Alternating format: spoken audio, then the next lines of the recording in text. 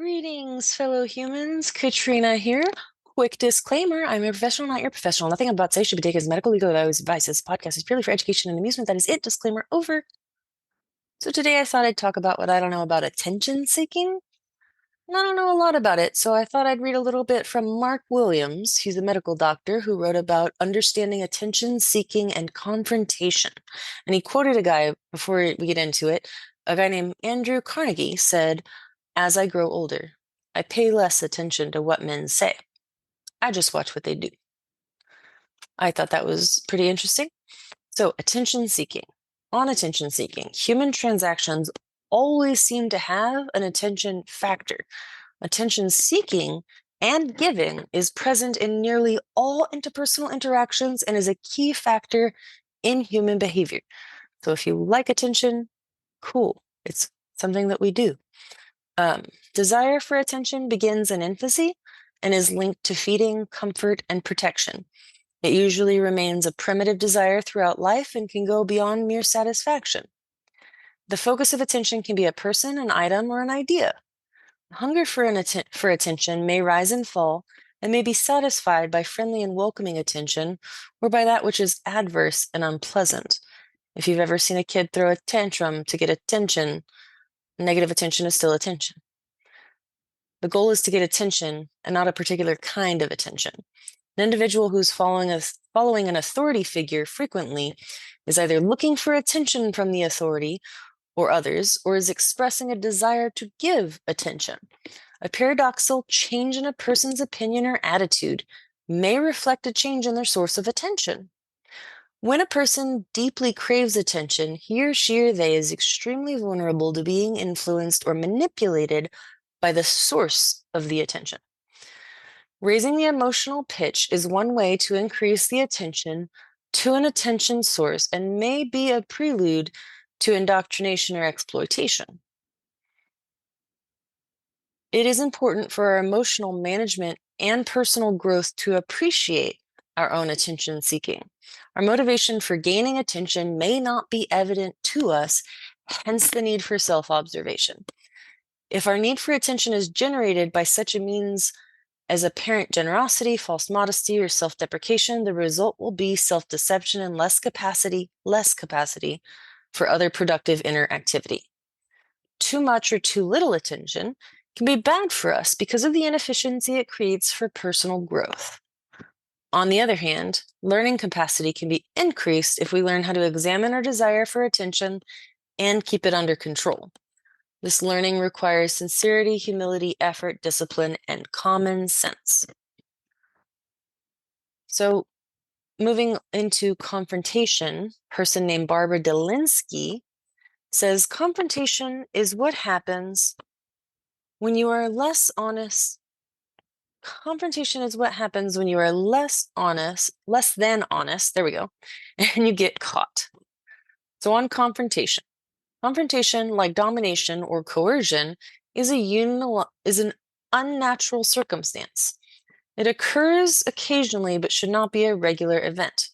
If you experience frequent confrontation, you need to take several steps back and view the situation from a detached perspective on the assumption that you might be doing something wrong. So carefully examine your attitude, feelings, thoughts, and perspective, motivation, and conditioning to see what's distorting your energy. This is not necessarily mea culpa, my own fault. It is simply allowing for the possibility of lazy thinking, greed, arrogance, or whatever faults or failings or weaknesses we are expressing at the moment. Perhaps you are trying to push things too much, and this is leading to an excess tension and pressure. So going back real quick to what it said about if you experience frequent confrontations, think about when somebody says, everybody's an asshole, everybody's out to get me, rah, rah, rah. Look in a mirror. Suppose we seek to criticize. The important first step is to examine our primary intention for confrontation. Is it private, selfish, self-centered, egotistical, motive, or an honest and objective attempt to make a positive, useful step toward an overall better result? If we remember Murphy's Law, if there is one possibility of doing something stupid, the likelihood that is that one will do it at the most inopportune time.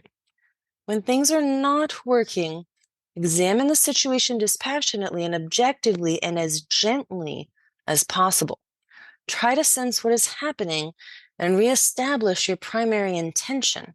Focus on this with a calm purpose, giving it a bit more than a normal and useful effort.